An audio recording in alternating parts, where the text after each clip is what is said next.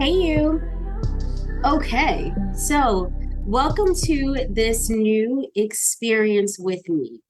This experience is going to be new for you and me as well, because this is going to be I don't, maybe it's not my first time, right? I guess there's been different levels, different spaces in the journey where I have tried to be as authentic as I possibly could. But this is a different space of maybe feeling more full of my authentic self, right? Feeling like I have tapped more into who I know I am, who I am becoming. Um, a really, really good space. So this is what we're doing from this really good space. We are reflecting. There's been so much work that I've done, whether it is writing, recording, meditations, whether it's yoga, putting something in an article, teaching a class. I have been lucky to be on this journey where I've been gifted to be able to do these different things and explore what feels good and explore also how I show up in the world that affects positive change for other people. So I know that I have been called and that many of us have been called to do exactly that, to show up just as we are so that we could impact positive change, so that we could um, be guides to other people who are on similar journeys or wanting to be on a similar journey of blossoming, of belining it, of not caring about the things that our world, our matrix tells us are supposedly important, the things that are barriers to just freedom. I should probably say who I am, but I'm assuming if you're here, you probably know who I am. But let me reintroduce myself. I am Joy. I am also known as Dr. Joy. I've been known as Joy Roseal Gilmore Robinson. My name is a little bit different now, but that was say, the original space that we started, right? And now we are at Dr. Joy.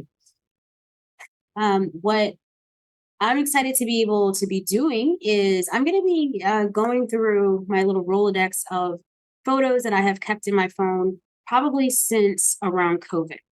I would say that was probably a pivotal moment for a whole lot of people, or a big moment, right? But for a whole lot of people, where we changed our socialization, where we changed the structure of escapism because we were on lockdown and we couldn't escape some of the dynamics and the relationships that we had been tolerating, that maybe we thought were loving.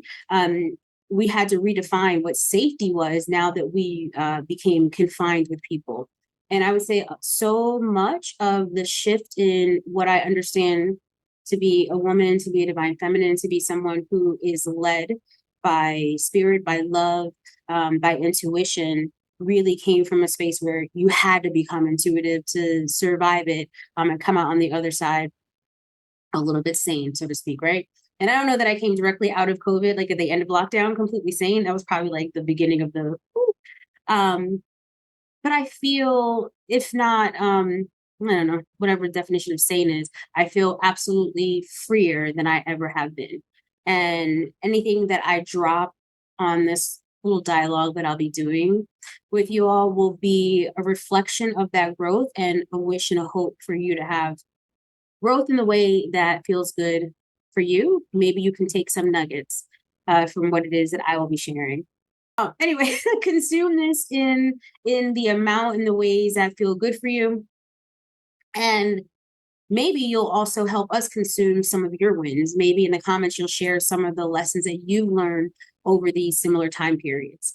So what I started doing was I wanted to like clean out my phone of things that I didn't need anymore, of energy and beings and experiences. And I don't regret any of my experiences. I don't regret any people that I've ever connected with, none of it, because it definitely was orchestrated for me to meet certain people, to go through certain things, and to have new perspectives and new understandings, right? So whatever I ramble on about, it might be similar to your experience, it might not be, but this is more normalizing that the experiences can be completely wild. They do not define you. They give you opportunities to find you. All right, so I'm going to look at the photos here. Aha. All right. So the first photo that I have is from March 2nd, 2021. And I'll put it on the screen for you in a second. Okay. So March 2nd, 2021. I look gorgeous in this photo. And me even embracing, like, I look gorgeous and knowing it and feeling it has been one of the things that's probably cracked open during this time period that I am grateful for, to be able to feel that and own that. And this was in the thick of our lockdown for COVID. And I think that at this point with this picture, I think I had finished writing my book. So I wrote my first book during COVID. There was nothing else to do. But during that time period, what I do remember, even though I am looking kind of happy, I have a do not disturb my peace thing going on. I'll probably get to that photo in a second. I was in a space where I was determined to make myself happy. I think I had gotten divorced maybe like a year or a couple of years before that, maybe a year or so before that. And I was in a new relationship that was the cracking open of a sensual side of myself that I didn't know existed. Okay. So I had never been poly, I'd never been E&M. I've always been bisexual. That's always been my thing. And I think at the beginning of this relationship, I I remember telling my partner, not asking, I was like, you know what, I'm out of any spaces that have controlled me. I'd been married twice at that point. Also, don't regret any of my marriages. But my relationships would always progressively become something that was a little bit controlling. And it felt very overwhelmingly loving, always in the beginning. And then it moved to a space of, well, let me hide you from the world, from your friend, and from your own mind, right? And expanding and changing because I need you to stay exactly the same. Okay. So this period here where I'm looking at these pictures, it reminds me of the place of me being quite rebellious and being like, nope, I'm going to be exactly what I want to be. No one's going to stop me. And I felt that I had gotten a partner that aligned with that freedom. And I would say that, for a big part of that experience with that partner, absolutely did align with freedom, but had me diving into spaces I did not think I was going to dive into. So I want you to know that everything that I'm saying here is just from this is joy. I'm telling you where I was then, and I will do a reflection of what I would have told Joy from Dr. Joy. Okay. So at this point in time, because I was owning my freedom and things like that, I told this partner that I had been dating for some months or something. I was like, I want you to understand something, that I'm going to have a girlfriend. Every other relationship I have been in had pretty much denied me ever wanting to explore with them, with that, whatever the case may be, but even denied that part of myself. I couldn't even really speak of it, right? It had to not exist that I was attracted to women, which I think is weird. I feel like, I'm pretty sure, it's my opinion, that everyone is attracted to women, everyone, because women are beautiful. It doesn't make sense to not be attracted to beautiful art, right? Whatever. So anyway, I had told this current partner that I was going to have a girlfriend and I just wanted him to know. And he did not need to be included in any way because it wasn't for him. This was about me finally being able to breathe, right? We were just dating. This particular partner told me that he, wanted to do everything together. Why should you want to do these things on your own? I want to do it with you. I was like, but I'm not really into sharing per se. That's not what I'm trying to do. I'm just trying to have an experience, and you happen to be in my life right now. So I thought I should let you know about the experience. I didn't even know what E&M and poly was, by the way, right? I did that. That wasn't the thing I was trying to do. It was just a thing I felt like I want to do the things I want to do. So this partner started to research. Later on, I feel like I don't think that he really researched. I feel like he knew stuff, but he started to research E&M, swinging, and actually polyamory was not necessarily something that he researched, but it was more the swinging community. And so we began to explore that community where we lived, right? So it's very vibrant where we lived. And and I would say some states that are around us, it was very vibrant. It felt like an underground railroad of sensuality. Like, how did I not know about this thing? And at the time, I was not a sexologist. I wasn't a sex therapist. I was just a therapist who was just super sexy, and loved embodying my sensuality, but again, didn't even know how much more I would love it. So at that time, I was probably 41. And I will say that it wasn't until I was 40 that, and I hope when I'm 50, it'll do it again. But when I was 40, my body and my hormones dropped into a space where, like, I was consistently making love to all of the feminine, bubbly, uterine energy that you could, like, everything felt so good, right? I didn't smoke weed at the time. Like, I didn't do anything. Like, everything just felt good because my body had just, like, it's like it just transformed, like a straight up transformer, you know, prime time, let's get it.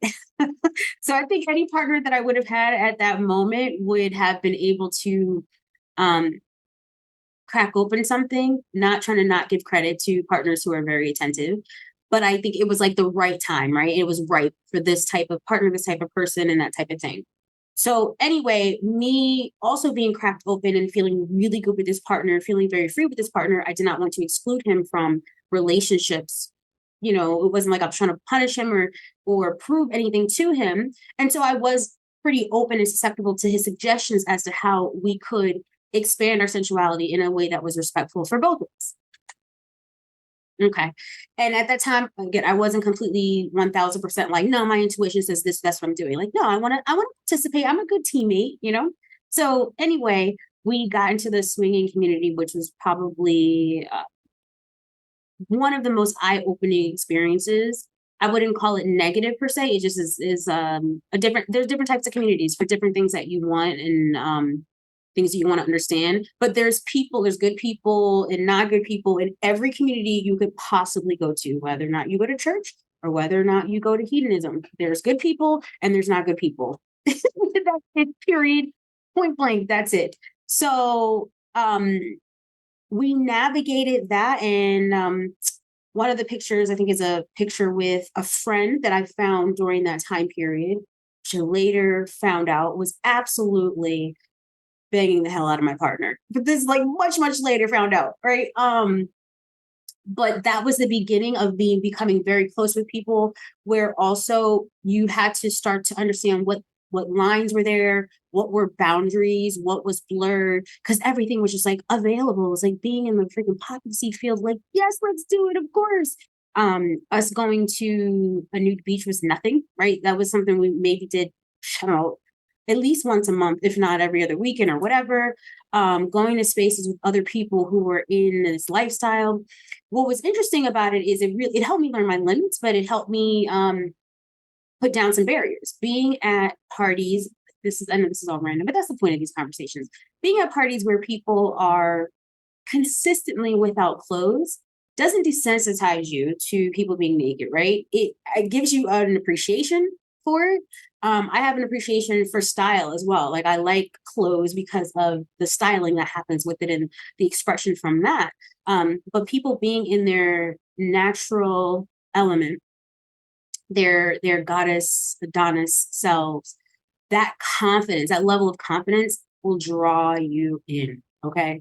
It will suck you right in. Like, yes, this is where I want to be. And no one is shaming you because no one wants to be shamed. Right. And so everyone is really in a space of uplifting each other, but it is in a very hedonistic type of way. You are not really uplifting anybody because they have gone to school and they have taken the time to study a subject and they're an expert at it and you want to hear about their expertise.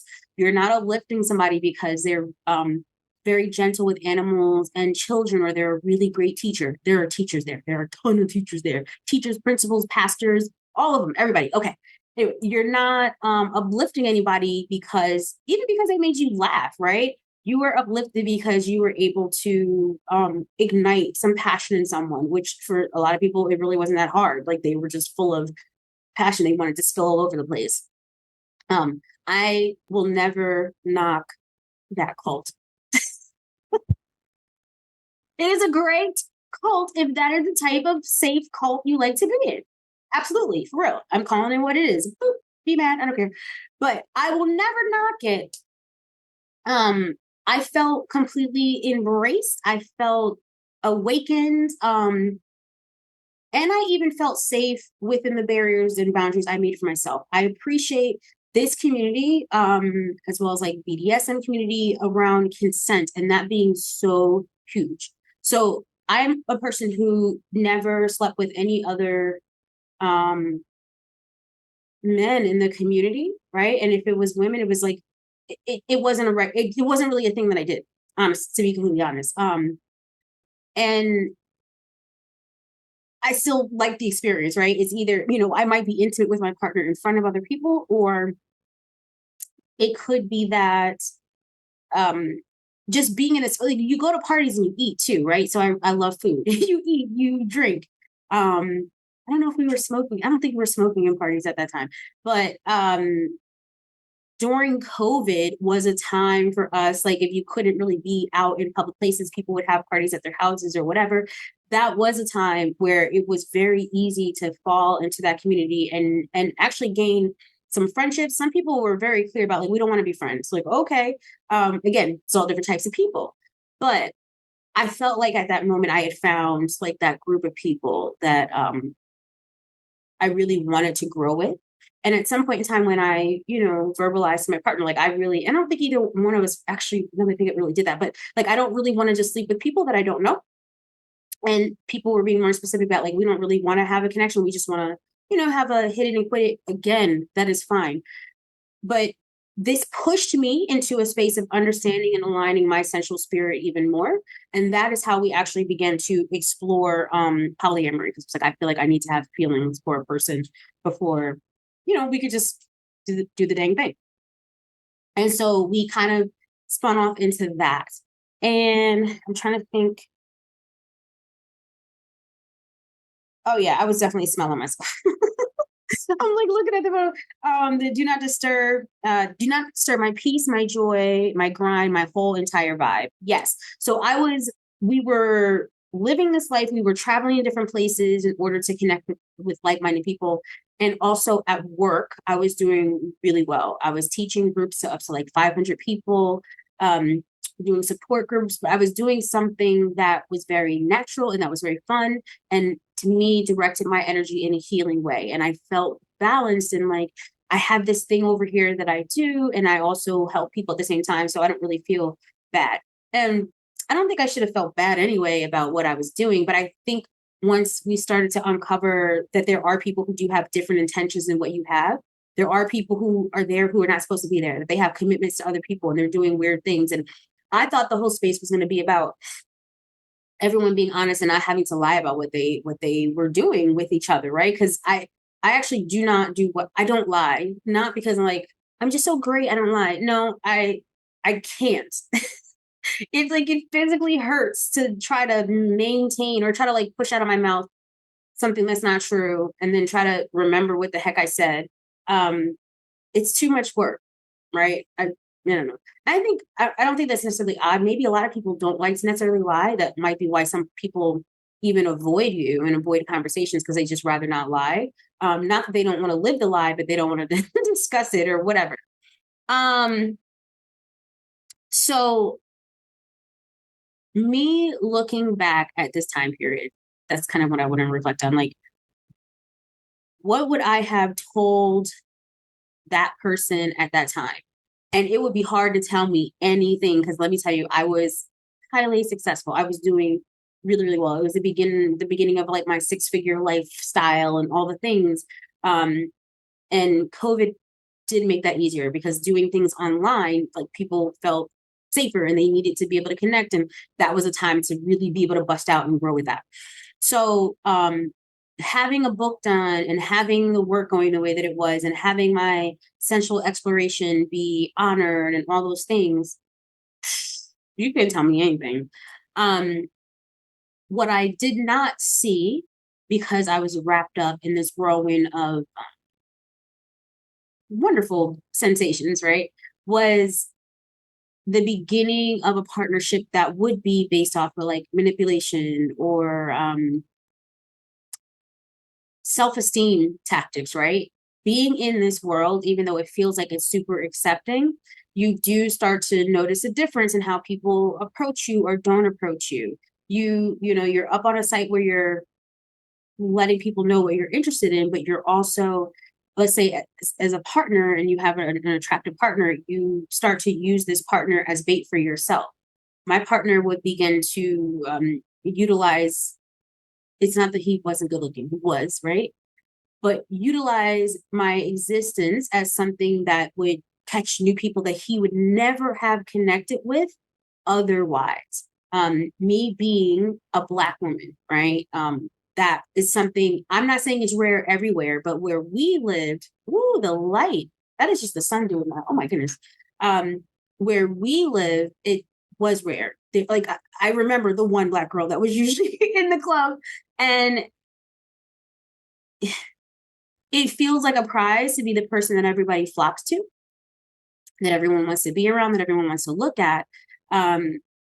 If that is the era that you're in, if you're in your, I'm a baddie and everybody wants me and I need to pour into that cup because maybe I forgot or maybe I just want to be reminded, whatever, that is a good place to be in, right? But you are fetishized. You just are. You just are.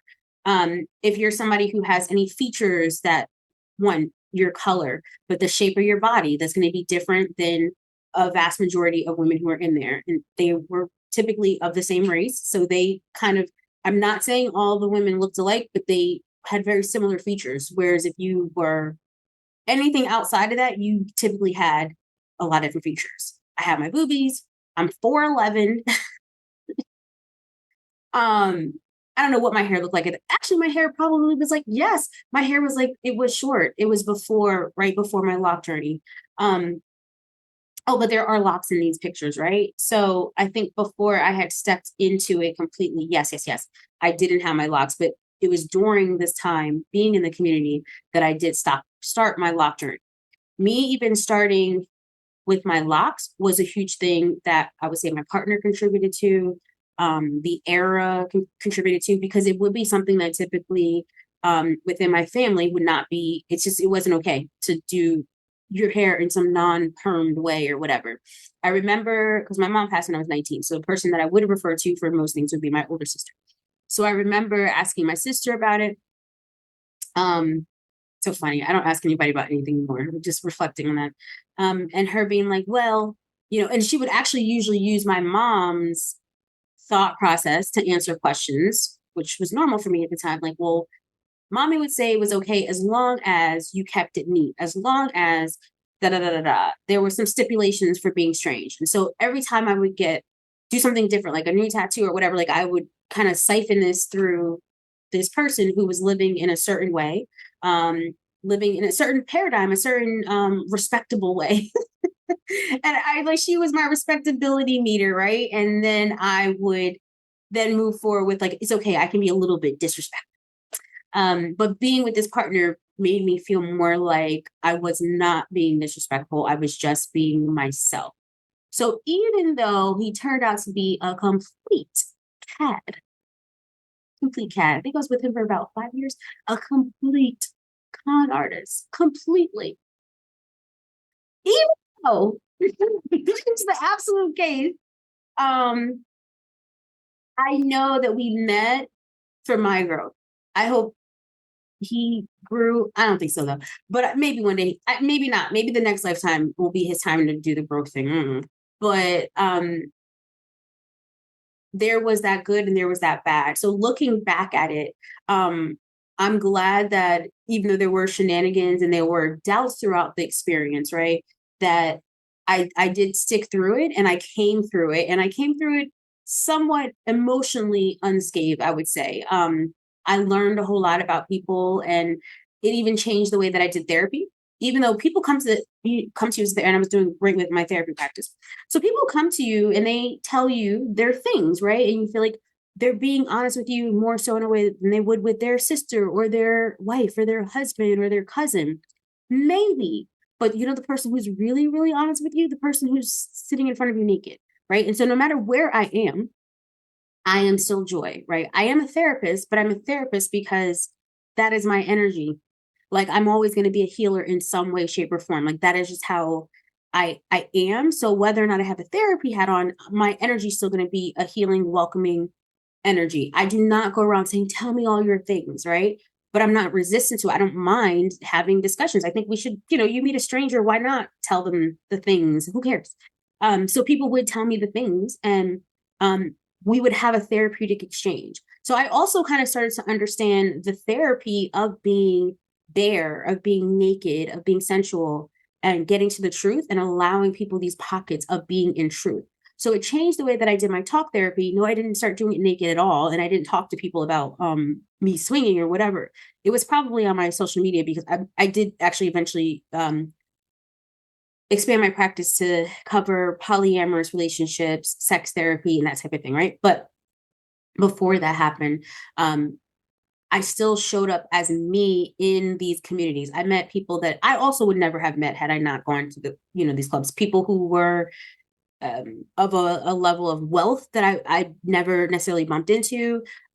People who had traveled places and had, experiences and degrees or whatever that I had not necessarily previously bumped into. And then once you get into that space, like that's it. You expand and you are open to different types of energy. So it also brought down this any type of worry that I might have had about like, well, you're not allowed to be here, or you have nothing in common. We had when we were all naked and we were having a good time and we were dancing, we had plenty in common, right? If we like to travel, if we like to, even when people who go to, you guys can Google stuff later, whatever, go to trips like hedonism or whatever, right? With like a group of swingers, they may go somewhere and volunteer in that city and then they party at night, right? So it wasn't just that. Like I said, people range from everything. They're police officers, everything that you could think of. Someone's gonna get mad. I'm sorry, y'all, but y'all know everybody's in everywhere. It would always be funny to me because people would be like, um, oh, I don't like they would come a county over and say, because they didn't want to say they were a teacher, just an example, right? Like I don't want to run into any of my students' parents. So I'm like, if your students' parents are there and you're there, you're both there. Like, who are you telling? Like you're there together, but they just, I don't know. That was always an interesting thing to me, this dynamic of the shroud of secrecy in the community. And I think me moving to this poly community was more about like not wanting to be living from a shroud of secrecy space.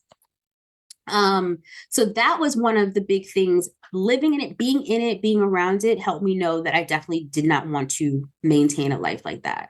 Like my life needed to be authentic, and even if it was hard to do. So what I also learned in the end of all the relationships I had from people from this community, they're completely gone. What I learned from it at the end is that the vast majority of people who are moving through that station, let's say, are not actually trying to live honestly. They're trying to figure out what they want, but not in a way that is in front of the world. Like they're going through their own therapeutic journey, privately, so to speak, and they may never talk about what they actually do. So I think it's good to have that respect of we're not going to out you, that type of thing. But you really get to know where you are, right? The more that I was in it, the more that I knew that I didn't want to stay in it. It wasn't my village. That's all. It's a great village, but like, okay, now I know me a little bit more, a little bit more. And then being in the poly community, that taught me some things as well, but I'll probably get into that maybe more in another video, because I'm pretty sure in these videos we weren't quite poly at that point in time. So the lesson when you are going through it, you're always going to come out on the other side. Like this is my belief. I have a place that I'm going. I have places that I'm going. I have things that I'm going to do. I have a never ending, let's say, journey in my mind, right? There's different ways that I know that I want to impact the world. There's just different things that I want to do because it would feel good to me. And I know that I'm going to do them. And I've always known that that's what I was going to do. Not necessarily a specific thing, but I always knew that I was going to continue to research, continue to lead, continue to love, right? I'm always going to continue to live from love, whatever form or fashion. I've always known that. And that is always my light. in the middle of the space. What I see our life as is, it could be a couple of things, but I'll go with the room thing. That we go into a room, like say our life is like a huge freaking mansion, whatever. It's a huge, huge, huge house. And it's just a ton of rooms. And every room is a different experience. It's a different experience of your life. One room could be young motherhood. And that room is filled with freaking toys and a little bit of sleep, right? Um, One room could be your college era, right? The first time you've left home. One room could be your rich phase. One room could be your hippie phase. One room could be your straight up broke phase. One room could be like your really karmic phase. I don't give a crap about nobody. It's going down. Like, so this is just a room that I'm talking about that I have been in. And coming from this point right now, I have identified a purple print way of living, right? An authentic way of living, a way that you are in tune with your intuition. And I would say I was always also living in a purple print way. I didn't have a name for any of these things, but at the end of all the hiccups and the being afraid or not knowing what was going to be next, I always still relied on my intuition to either end relationships, to open up a new relationship, to be honest with myself, to hold myself accountable. I had to come back to a conversation with me. So I had mentioned that like I had asked my sister, like, was it okay for this and that? That's not something I've done for the last few years. And again, when we get to another room, I'll probably talk more about that. But my current self would be proud of my past self for doing the best that she could with whatever she had, which I thought was a lot, right? But it really wasn't. I was doing a lot of things on my own while fighting the forces of others who maybe wanted me to stay stuck, want me to stay in that same, and not just me. Like when you're in a place, you want the people around you to stay with you, to keep living that life with you, whether it's a healthy life or not. So people are very much invested in making sure that you don't think so much of yourself or of the situation or whatever that you decide to evolve or exit from it, right? So fighting those unseen things can be daunting, but it's a fight that really does make your muscles for your liberation stronger. Okay. All right. So that was just one of the rooms of the purple print journey that I wanted to share. And I will be back with some more. Probably by the time you see this, it could be a month, or it could be a few months after. And when I share, I'll maybe try to share any ahas or things that really helped.